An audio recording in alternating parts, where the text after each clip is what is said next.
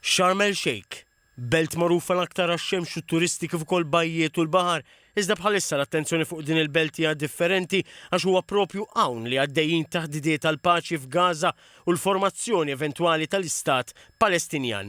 Il-Ministru tal-Affarijiet Barranin Eġizzjan Badr Abdel Ati qal li l-għan tal-laqgħat huwa li waslu għall-ewwel stadju fit-twettiq tal-proposta Donald Trump għal waqfien mill-ġlied.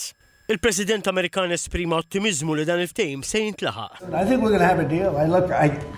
It's a hard thing for me to say that when for years and years they've been trying to have a deal with Gaza, but literally for centuries, okay? Fuq kollox il-proposta ta' Trump tfisser li l-gwerra tieqaf minnu fih u li l-forzi kollha jħejju għal ħelsien tal-ostaġġi. Il-Ħamas teħles 48 ostaġġ li għadhom maħtufin li 20 minnhom huwa mifhum li għadhom ħajjin.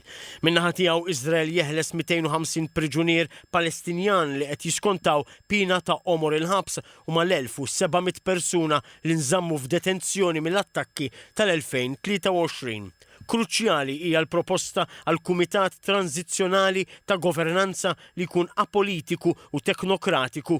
Imexxi dan il-kumitat imsejjaħ il-Bord tal-Paċi il-President Amerikan stess u jinkludi l-eks Prim Ministru Ingliż Tony Blair. Dawn id-diskussjoni tad-dejn propju illum meta qed jitfakkar is-sentejn anniversarju mill-attakki tal-Ħamas fuq ċittadini Iżraeljani.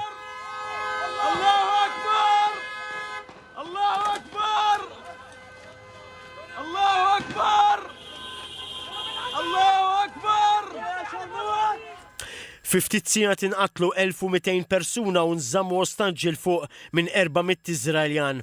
Minn hemmhekk l-attakk Iżraeljan kien kontinwu u wassal għal erda ta' Gaza u l-qtil ta' 67,000 persuna Palestinjana l-aktar nisa u tfal.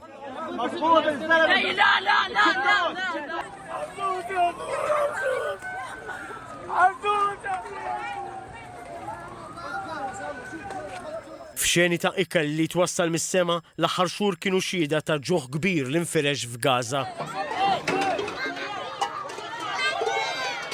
F'diversi bliet matul il-jum ta' tlieta tfakkar l-attakk tas-7 ta' Ottubru 2023. Tkellmu l-ġenituri tal-vittmi li tilfu ħajjithom sentejn ilu fosthom din l-omm, Orit Barron.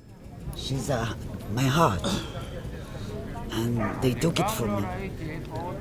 I can never be happy, complete, ever again. Minkejja xrara ta' tama, Iżrael baqa' jattakka lil Gaza anke fil-jum ta' tlieta, azzjoni li bosta qed jaqraw bħala indikazzjoni tal-isfida li qed jiffaċċjaw it-taħdidi tal-paċi u kemm is-sitwazzjoni hija delikata.